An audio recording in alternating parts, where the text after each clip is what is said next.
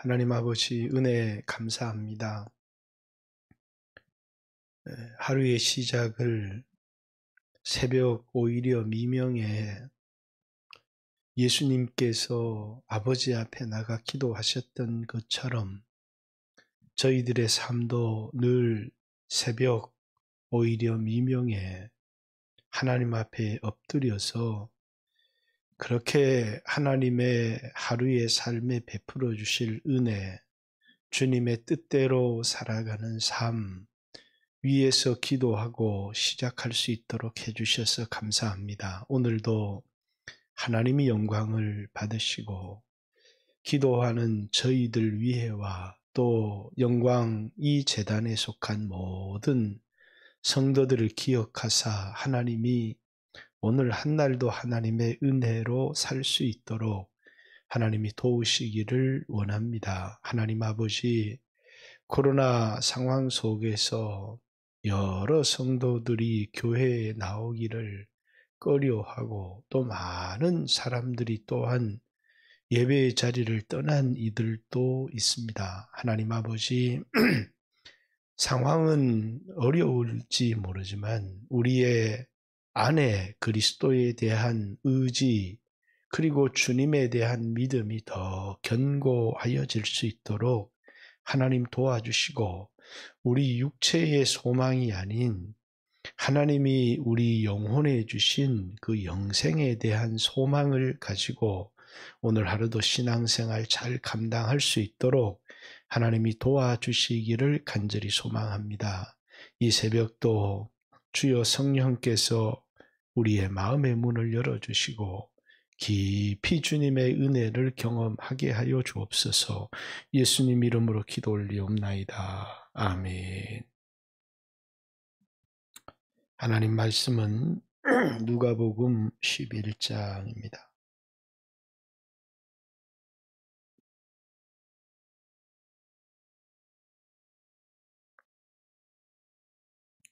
1절에서 11절까지 13절까지 말씀입니다. 예수께서 한 곳에서 기도하시고 마치심에 한 제자 중 하나가 여짜오되 주여 요한이 자기 제자들에게 기도를 가르친 것 같이 우리에게도 가르쳐 주옵소서. 예수께서 이르시되 너희는 기도할 때에 이렇게 하라. 아버지여 이름이 거룩히 여김을 받으시오며 나라가 임하시오며 우리에게 날마다 일용할 양식을 주시옵고 우리가 우리에게 죄 지은 사람을 용서하오니 우리의 죄를 사하여 주시옵고 우리를 시험에 들게 하지 마시옵소서 하라. 또 이르시되 너희 중에 누가 벗이 있는데 밤중에 그에게 가서 말하기를 벗이여 떡 세 덩이를 내게 구워달라. 내 벗이 여행 중에 내게 왔으나 내가 먹일 것이 없노라 하면 그가 안에서 대답하여 이르되 나를 괴롭게 하지 말라. 문이 이미 닫혔고 아이들이 나와 함께 침실에 누웠으니 일어나 내게 줄 수가 없노라 하겠으나 내가 너희에게 말하노니 비록 벗됨을 인하여는 일어나서 주지 아니할지라도 그 간청함을 인하여 일어나 그 요구대로 주리라. 내가 또 너희에게 이르노니 구하라. 그러면 너희에게 주실 것이요. 찾으라. 그러면 찾아낼 것이요. 문을 두드리라. 그러면 너희에게 열릴 것이니 구하는 이마다 받을 것이요. 찾는 이는 찾아낼 것이요. 두드리는 이에게 열릴 것이니라. 너희 중에 아버지 된 자로서 누가 아들이 생선을 달라 하면 생선 대신 뱀을 주며 알을 달라 하는데 전갈을 주겠느냐. 너희가 악할지라도 좋은 것을 자식에게 줄 줄 알거든 하물며 너희 하늘 아버지께서 구하는 자에게 성령을 주시지 않겠느냐 하시니라. 아멘. 할렐루야. 옆 사람하고 한번 반갑습니다. 이렇게 인사 한번 나누겠습니다. 반갑습니다. 예. 오늘 본문은 예수님의 기도, 마태복음은 예수님이 이렇게 기도하라 하는 예수님의 기도. 그래서 주의 기도라고 되어 있고, 누가복음은 주님이 가르쳐 주신 기도, 이렇게 똑같은 기도이지만 이제 주님이 모범적으로 보이셨던 기도 뿐만 아니라 이 누가복음에는 요한이 자신의 제자들에게 기도를 가르쳐 주었는데, 예수님 우리에게 기도를 가르쳐 주세요 해서 주님이 기도에 대하여 세 가지 이야기를 하십니다. 하나는 이제 주님이 가르쳐 주신 기도라고 하는 주기도가 나와 있습니다. 마태복음은 주기도의 내용이 아주 분명합니다. 그게 이제 기도에 대한 예수님의 세 가지 가르침 중에서 첫 번째는 외식하지 마라. 사람에게 보이려고 기도해서는 안 된다라는 것과 중언부언하지 마라. 이방인들이 말을 많이 해야 듣는 줄 생각한다. 그러면서 너희는 이렇게 기도해라. 그러면서 9절부터 13절 마태복음 얘기를 하는데, 그것은 먼저 그의 나라와 그의 의를 구해야 되는, 이방인들처럼 자기를 위한 기도가 아닌, 육신을 위한 기도가 아닌 하나님 나라를 위한 기도. 그래서 마태복음의 기도의 내용을 요약하면 세 가지입니다. 외식하며 기도해서는 안 된다. 또 중언부언하며 기도해서는 안 된다. 기도는 그의 나라와 그의 의를 구하는 것이다. 이것을 예수님이 가르쳐 준 것이라면, 누가복음의 주기도문은 먼저 그의 나라와 그의 의를 구하라는 것에 전혀 초점이 없습니다.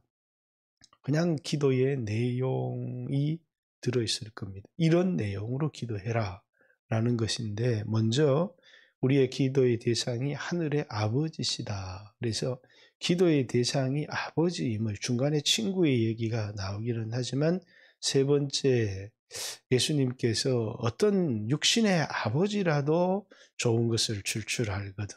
하물며 하늘에 계신 천부께서 너희에게 구하는 자에게 좋은 것 주시지 않겠느냐라고 하는 기도의 대상이신 아버지 앞에 이제 아버지의 이름이 높아지기를 원하고 아버지의 나라가 임하기를 원합니다라는 것. 아버지의 뜻이 하늘에서 이루어진 것처럼 땅에서도 이루어지기를 원합니다라는 세 번째 내용은 존재하지 않습니다. 그래서 하나님을 위한 기도, 이름이 높아지게 해주시고 그리고 나라가 임하게 해주십시오라는 기도와 자기 자신을 위한 세계의 기도, 일용할 양식, 하루하루 필요한 양식을 주십시오라는 기도와 죄를 용서해 달라는 기도인데, 그 앞에 내가 내게 죄 지은 사람을 용서해 준 것처럼 내 죄를 용서해 주십시오라는 것과 내가 유혹에 빠지지 않게 해 주십시오라는, 그래서 죄 짓지 않게 해달라는 기도, 육신에 필요한 양식을 달라는 기도, 또 내 죄, 이미 지은 죄를 용서해 달라라고 하는 이 자기를 위한 세 가지 기도가 들어 있습니다. 그리고 이제 5절부터 8절까지의 기도는 이제 한밤중입니다. 한밤중은 이제 유대 문화 속에서 친구의 타임이 아닌 도적의 타임입니다. 근데 이제 친구라는 이유 때문에 가서, 내가 지금 내 친구가 왔는데 그들에게 줄 떡이 없다. 그래서 이복의 친구 나에게 떡 3덩어리만 빌려주게 하는데, 안에서 지금은 문이 닫혔고 아이들도 다 잠자리에 누웠는데 지금은 떡을 빌려줄 수가 없는 상황이니, 그러니 지금은 내가 일어나서 떡을 줄 수 없다. 그런데 이제 그 친구됨을 인하여서는 떡을 줄 수 없지만 그 간청함을 인하여 주리라 라고 하는, 기도라고 하는 것은 관계를 의지하여 드리는 기도이기는 하지만 기도의 태도 중에 강청이라고 하는, 간절히 청하는, 나에게 절박해서 필요하기 때문에 이제 우리의 기도 속에 간절함, 그것이 기도의 중요한 태도임을 가르쳐 줍니다. 친구이기 때문에 줘야 되지만 이제 친구라는 이유 때문에 줄 수 없는 상황이 되어도, 그래서 친구됨을 인하여서는 주지 않을지라도 못할지라도 그 간청함을 인하여 주리라 라고 하는 내용이죠. 우리의 기도의 태도가 간절히 청하는 절박한 그런 기도여야 된다라는 것과, 그리고 이제 우리가 잘 아는 기도의 내용이 이제 구하라 찾으라 두드리라 하는 기도의 태도와 더불어, 그래서 너희가 기도할 때 이렇게 구하라. 그러면서 이제 구하라 찾으라 두드리라 이 세 가지 단어를 이제 연거품 사용하고 있는데 똑같은 말입니다. 구하라는 말이나 찾으라는 말이나 두드리라는 말이나 똑같은 말인데 그것을 세 번을 쓰는 것은 최상급을 쓴 겁니다. 이제 간절히 하나님께 구하라는 것이죠. 그리고 이제 적극적으로 구하라는 겁니다.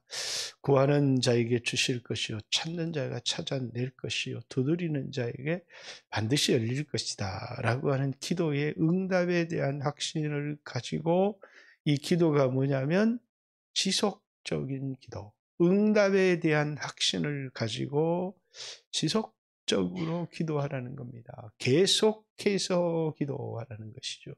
구하라 찾으라 두드리라는 것은, 기도는 쉽게 포기해서는 안 되고 지속적으로 계속해서 하나님께 구해야 될 태도를 얘기하고, 이렇게 기도하면서 응답에 대한 확신을 가지라는 거예요. 너희 육신의 아비가 누가 떡을 달라 하면 뱀을 주겠느냐라는 것이죠.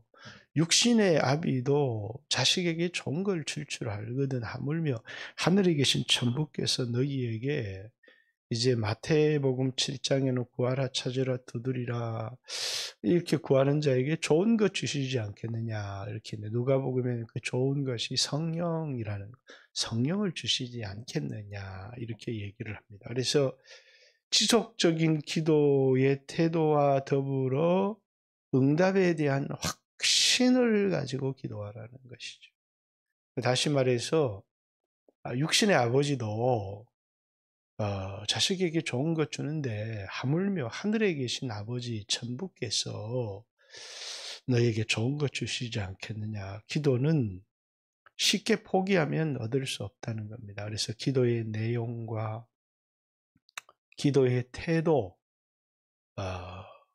간청함, 그리고 지속적 기도와 확신을 가진 기도, 이게 예수님께서 우리에게 첫 번째, 뒤에 보면 예수님의 기도군이 또 나와 있습니다. 더 누가복음에는 이 누가복음 11장은 예루살렘으로 가는 여행이 시작되는 것인데, 거기 이제 초반부에 우리에게 주는 교훈인데, 이 갈수록 이 기도에 대한 교훈들이 누가복음에 굉장히 많이 나와 있습니다. 우리가 잘 아는 누가복음 18장에도 항상 기도하고 낭망치 말아야 될 것을 또 비유로 가르치시면서 하는 기도도 있는데, 첫 번째 우리에게 기도의 내용, 먼저라는 표현은 나와 있지 않습니다. 아버지의 이름을 위해서 기도하고, 아버지의 나라가 임하도록 기도하고, 일용할 양식을 위해서 기도하고, 지은 죄의 용서를 위하여 기도하고, 죄를 짓지 않도록 기도해라 이렇게 얘기를 하고 있고, 또 이제 친구됨을 인하여서는 못 주더라도 간청함을 인하여는 줄 거니까 간절히 기도해라 라는 것과, 그 다음에 기도의 응답에 대한 확신을 가지고 지속적으로 계속해서 기도해라 라고 하는 그런 기도에 대한 교훈을 우리에게 주고 있습니다. 어려운 시대를 살아가는데 그리스도인들은 기도를 통해서 이제 주님이 주시는 그런 힘을 얻고 또 그 기도가 우리 그리스도인들에게는 영적인 힘을 얻는, 무엇보다도 이 기도가 우리에게 하늘의 능력인 성령을 덧입는 그런 중요한 그 도구가 되어진다는 것입니다. 그래서 누가복음 사도행전 같은 것인데 사도행전 2장에도 그들이 모여서 합심하여 간절히 기도할 때 그들에게 성령이 임하신 것이죠. 성령. 그 성령의 능력으로 세상을 돌파하고 이기고 승리하는 거고, 이제 누가복음 3장에도 예수님이 침례를 받으실 때에 이제 다른 데는 물에서 올라올 때 성령이 임한 것으로 되어 있지만 예수님이 침례를 받고 이제 하나님 앞에 기도할 때에 예수님에게 성령이 임하셨죠. 그렇듯이 교회가 기도를 통해서 성령의 충만함을 덧입어야 되는 것을 우리에게 말하고 있습니다. 우리 어려운 시대에 하나님이 우리 영광께 성령을 부으시고 성도들이 자신의 필요한 사정 어려움들이 다 있을지라도 하늘의 능력으로 무장할 수 있도록 성령의 충만함을 입게 해 주십시오. 오늘 새벽에도 위하여서 하나님 앞에 간절히 기도했으면 좋겠습니다. 수요일 오전 예배를 위해서도 기도해 주십시오. 주여 하신 후에 기도하시고 돌아가시길 바랍니다. 기도드리겠습니다. 주여.